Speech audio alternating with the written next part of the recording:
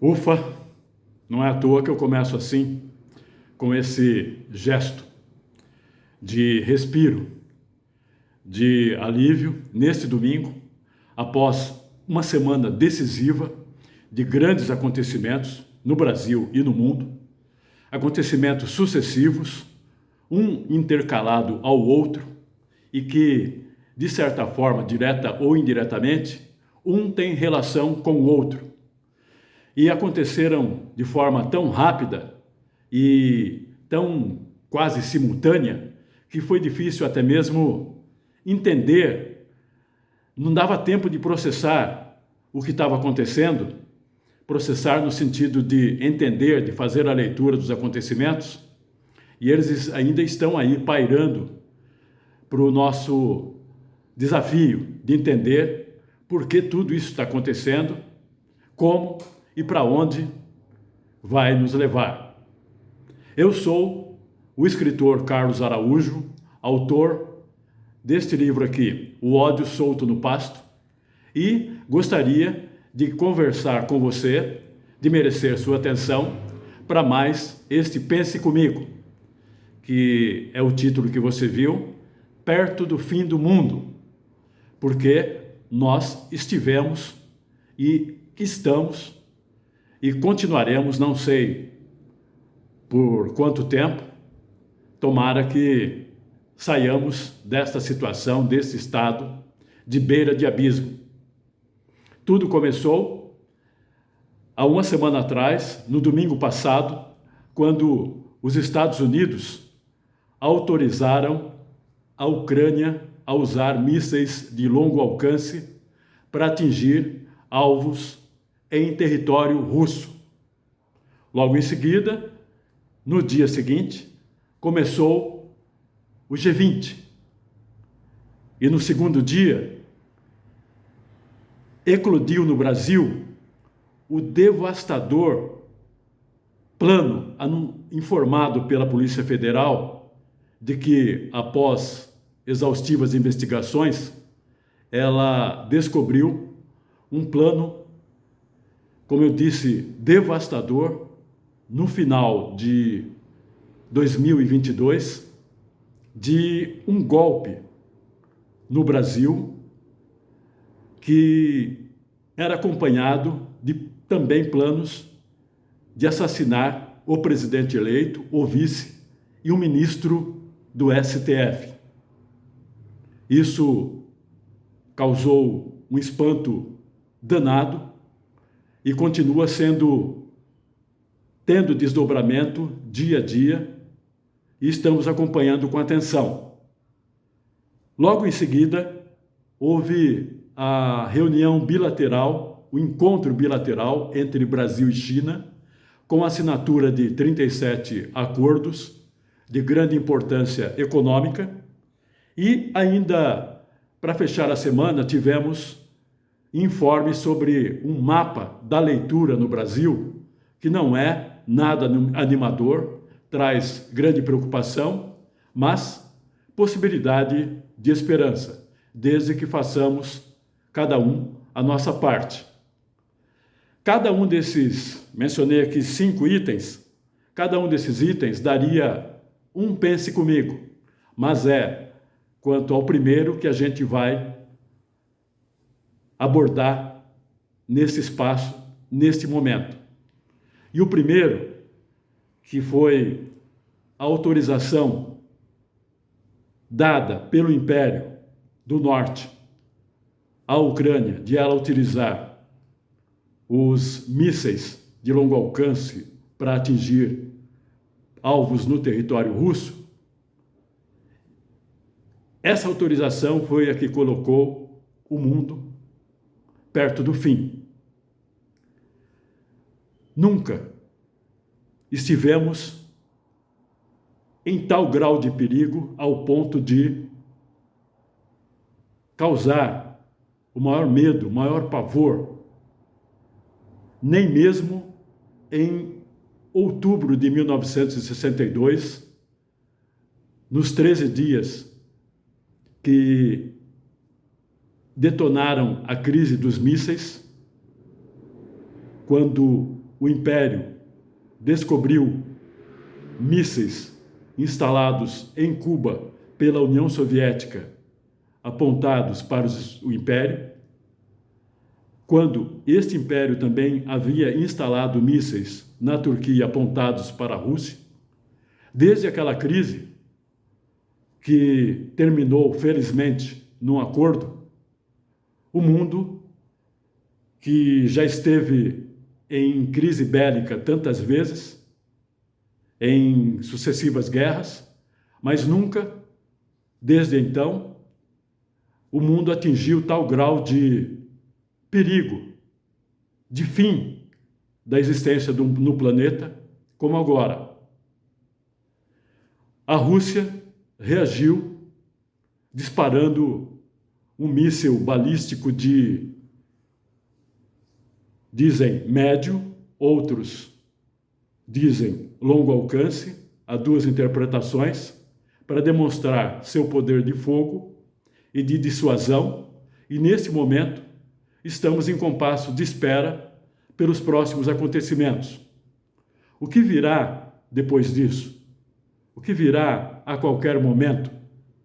É uma tensão incrível, e viver nessa tensão, o mundo, é como a gente estar refém das grandes potências, refém do Império do Norte, que, em final de mandato do atual presidente Joe Biden, investe numa escalada insana da guerra na Ucrânia, sem medir as consequências que podem ser desastrosas.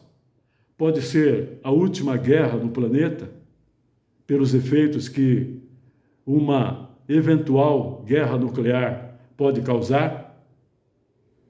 E mesmo assim, essa insanidade não há quem possa parar.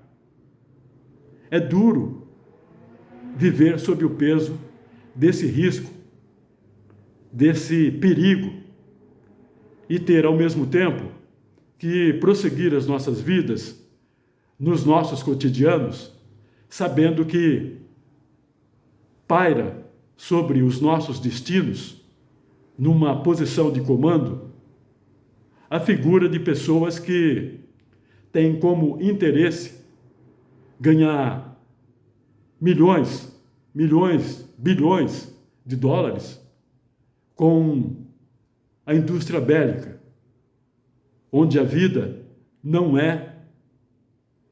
não tem nenhum valor. Pelo menos é o que eles demonstram com essa decisão de colocar o mundo em perigo total. O que fazer? Ter medo. Nós, cidadãos comuns, não podemos fazer nada, obviamente. Um dia, conversando com um amigo sobre isso, ele me perguntou: você pode fazer alguma coisa? Eu falei: não. Ele reagiu: então, segue em frente, ou seja, siga o seu cotidiano. Mas como? Isto coloca o ser humano em condição de total absurdo, que é muito abordado na literatura. Isto evoca situações como as pensadas, criadas por Kafka, por Camus, escritores muito conhecidos e que tiveram a originalidade de pensar o mundo à luz do absurdo, das guerras, da insanidade humana.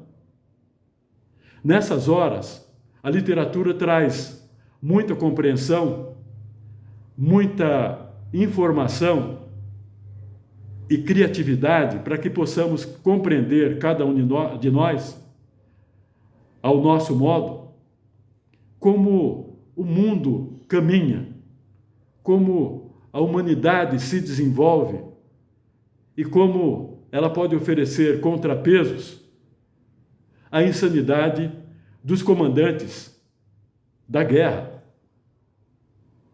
E também a história nos mostra que o passado está sempre presente, como eu digo sempre aqui, porque o que acontece agora começou lá atrás, no tempo recente, no tempo médio e no tempo antigo.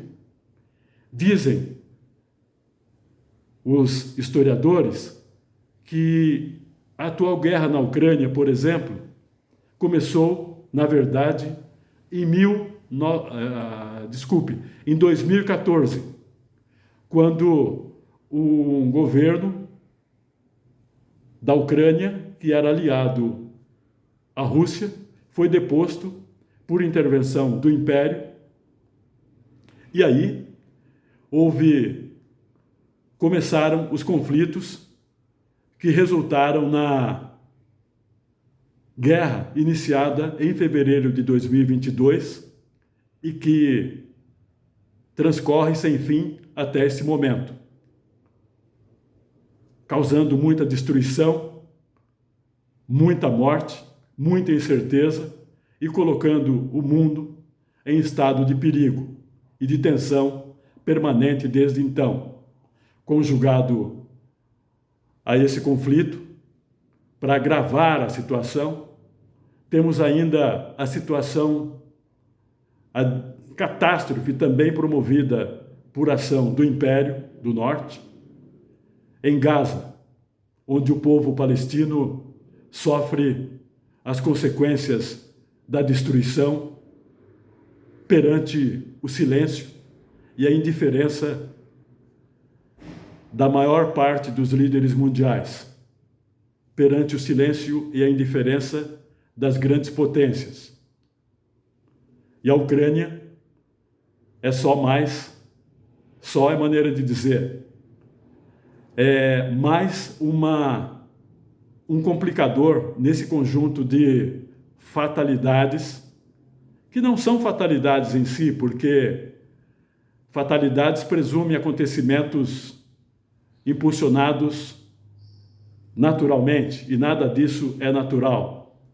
Tudo isso é força da ação humana, da ação do Império do Norte, conjugado com outras potências, em ação e em reação, e que coloca a gente nesse medo todo. Dito isto, eu gostaria de mencionar aqui, de ilustrar esta situação com uma bibliografia de história e de ficção que pode nos ajudar a fazer interpretações do que vivemos hoje nesse contexto de guerra.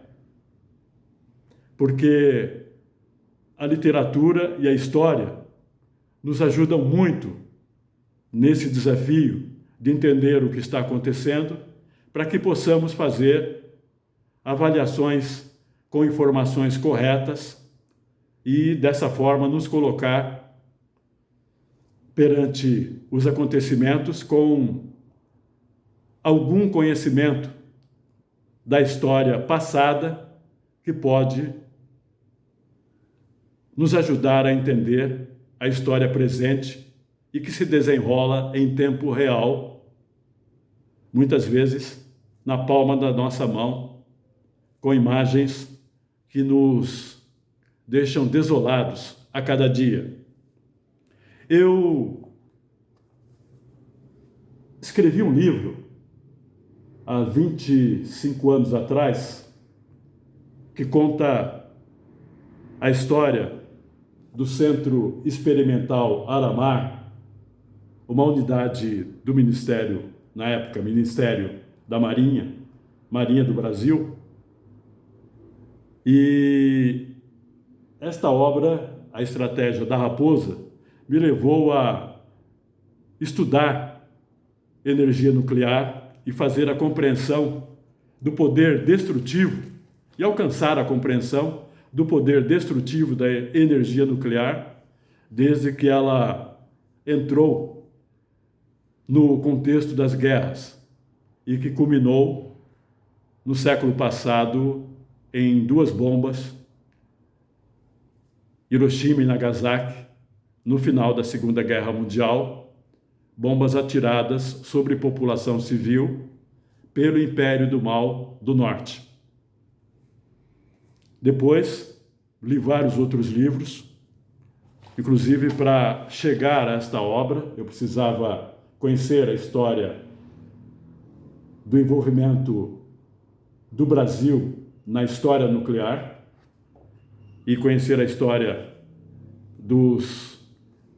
das grandes potências focadas na corrida armamentista, envolvendo o período nuclear. Isto me levou a uma compreensão da energia nuclear voltada tanto para fins pacíficos quanto para fins bélicos, e procurando saber distinguir o que era um caso e o que é outro. Eu nunca entendia como uma energia com um poder tão destrutivo podia ser destinada a fins pacíficos. E precisava entender isso. Porém, ela tem sido também utilizada para fins bélicos, como máquina de matar. E isto evoca a condição humana de usar instrumentos que podem ser para o bem e para o mal, desde uma faca, que pode cortar uma verdura, alimentos, e também pode matar, dependendo do uso. O ser humano é muito complicado nesse aspecto. Porque, tendo a inteligência para usar o instrumento para benefício da humanidade, ele usa também para o mal. Nessa bibliografia, eu destaco este livro, A Bomba Pacífica, do brasileiro Frederico Fulgraf. É um livro que conta várias partes, vários estágios da história da energia nuclear, inclusive o acordo Brasil Nuclear-Alemanha, da década de 70. E é muito bom. É um livro difícil de achar, é uma raridade. Eu mesmo levei muito tempo para conseguir este exemplar. É uma joia de estudo político e da história. A literatura de ficção produziu um livro famoso, Adeus às Armas, do Ernest Hemingway. Ele participou da Primeira Guerra como motorista de ambulância na Itália, e a participação, a experiência dele na guerra rendeu esse livro fantástico. Conta uma história de amor, a história de fundo, mas também faz uma descrição da guerra como poucos conseguiram fazer. Esse livro aqui também, mais recente, A Guerra Não Tem Rosto de Mulher. Dá também prêmio Nobel, Svetlana Alexievich. Os nomes russos são difíceis de serem produzidos. Os nomes, ela é bielorrussa. Cornelius Ryan nos brindou com O Mais Longo dos Dias. Este livro te coloca dentro dos acontecimentos do dia D, com os antecedentes, o durante e o depois. De uma forma cinematográfica, você avança na leitura como se estivesse na qualidade de uma câmera, acompanhando os acontecimentos passo a passo, com todas as dimensões reais, humanas, da população local, onde eram travadas as batalhas, e também da dimensão geopolítica de como os comandantes da guerra estavam manobrando as disputas.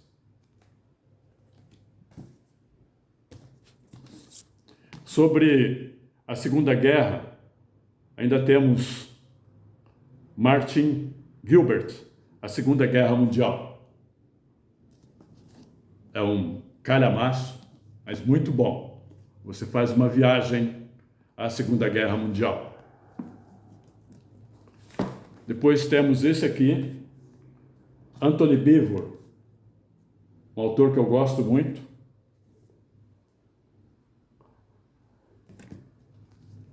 Ele tem vários livros, inclusive sobre a Batalha das Ardenas, um outro que eu tenho aqui também, e que é muito bom. Ele escreveu livros que se tornaram clássicos da historiografia da guerra.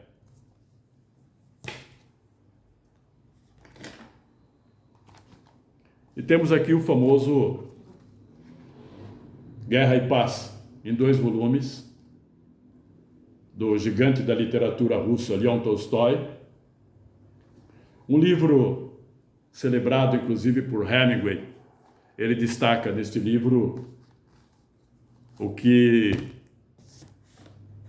chama a atenção, as movimentações de tropas napoleônicas e suas estratégias, como eram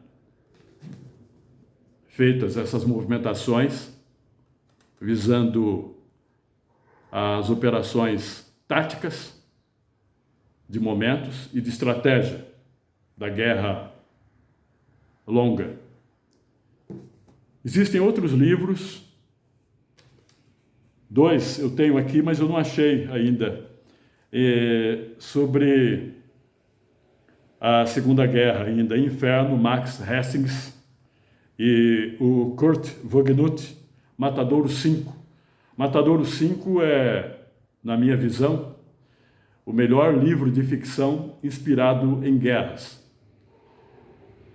O Vonnegut era um soldado, ele esteve nas Ardenas, na Batalha das Ardenas, e foi feito prisioneiro, levado para uma cidade alemã de Dresden, quando a Alemanha estava já destruída.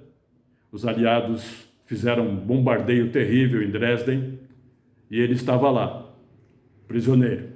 E ele sobreviveu à guerra e conheceu de perto, viu todo aquele morticínio, a cidade de Dresden transformada em ruína total, em total ruína. E a descrição que ele faz aqui da Dresden destruída é impressionante. Ele faz no final do livro. E o personagem, muita gente não entende como é que ele começa a história. Pensam que é um livro, o início da história dá a entender que é um livro de um cara maluco, um cara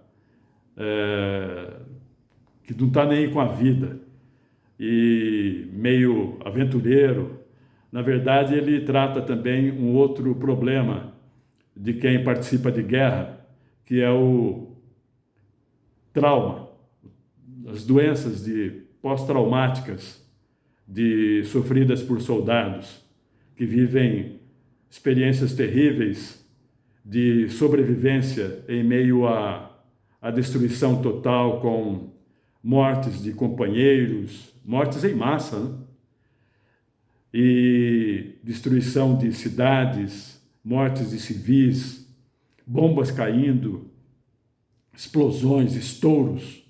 Não há consciência humana e nem resistência emocional que passe ilesa perante tal poder de fogo, tal poder de destruição. E esse envolvimento esse efeito pós-traumático faz desse personagem ele trazer os delírios que resultam dessa situação. E esses delírios também estão contados aqui. Nos seus delírios, o personagem tem até encontro extraterrestre. Mas você só descreve que só você você só encontra a compreensão dessa descrição depois que termina o livro.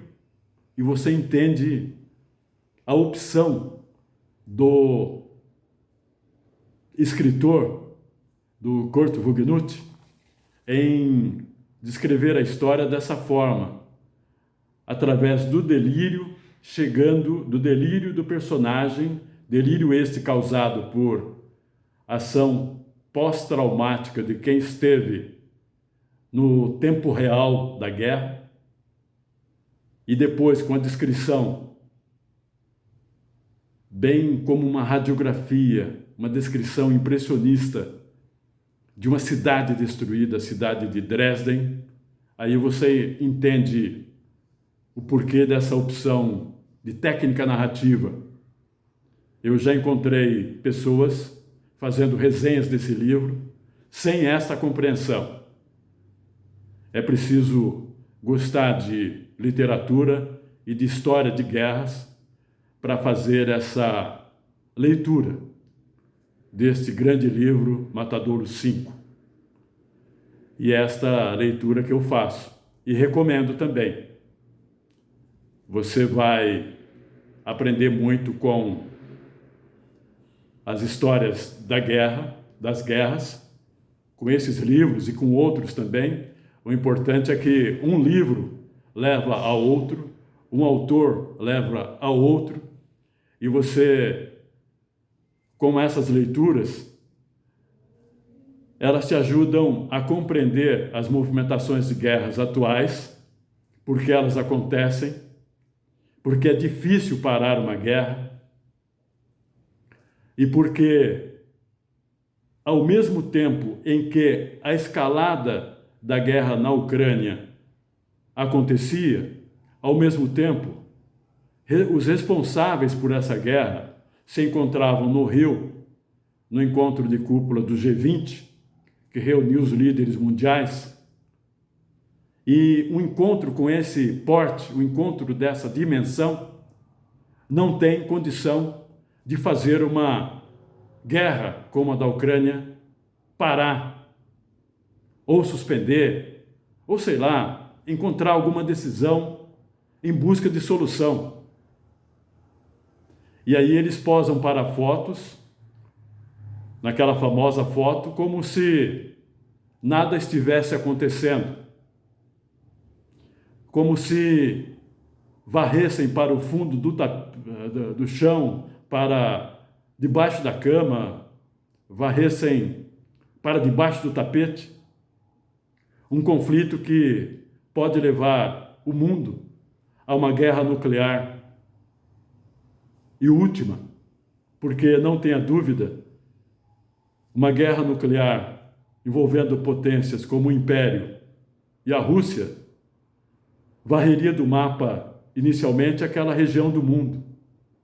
Império, Rússia, União Europeia, mas as consequências seriam sentidas, os efeitos atingiriam todo o mundo, com uma nuvem nuclear que resfriaria o mundo de tal forma que alteraria os efeitos do sol, do clima, com devastação tal que não se poderia mais criar, plantar, haveria fome no que sobrasse do mundo, e quem não morresse de guerra, propriamente dito, da ação direta dos efeitos da guerra, morreria de fome.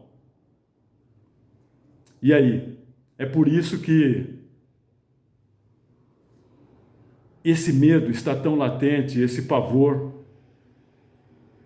Algumas pessoas podem recorrer nessa hora a orações, ao espiritual, às dimensões ocultas do ser. Eu acho que vale tudo, embora o que decide mesmo são os comandantes da história. Os comandantes da história que, por consequência, acabam sendo comandantes do nosso destino, da nossa vida. Sobre eles, esta semana eu pensei muito e fiz vídeo sobre Machado de Assis. Eu nunca entendi porque o bruxo do Cosme Velho criou esta frase: ao vencedor, as batatas. Talvez esta frase poderia ser apropriada para quem pensa em vencer uma guerra com o poder de fogo que existe hoje. Não há vencedores. De um lado e de outro, todos perdem. Pensei também no mestre Fyodor Dostoiévski, o gigante da literatura, autor de Crime e Castigo. Ele também criou uma frase emblemática que colocou na voz de um dos seus principais personagens, o príncipe Mishkin, o protagonista do romance O Idiota. A frase é esta: a beleza salvará o mundo. E eu perguntaria ao Dostoiévski: e se a beleza não salvar o mundo? Não sei, não imagino como dar essa resposta. E você, o que pensa de tudo isso? Escreva aqui nos comentários. Escrevendo, você colabora com esse vídeo. O algoritmo distribui mais. Dê o seu joinha e recomende, compartilhe, se inscreva no vídeo, no canal, aliás, desculpe o erro no vídeo, se inscreva no canal e espero que você tenha gostado desta reflexão, desse Pense Comigo, que é um Pense Comigo com grande preocupação e que, diante de todo o perigo existente, me referindo a um filme famoso, atualmente em exibição, que eu também recomendo, assista. Ainda estou aqui, inspirado no livro do Marcelo Rubens Paiva.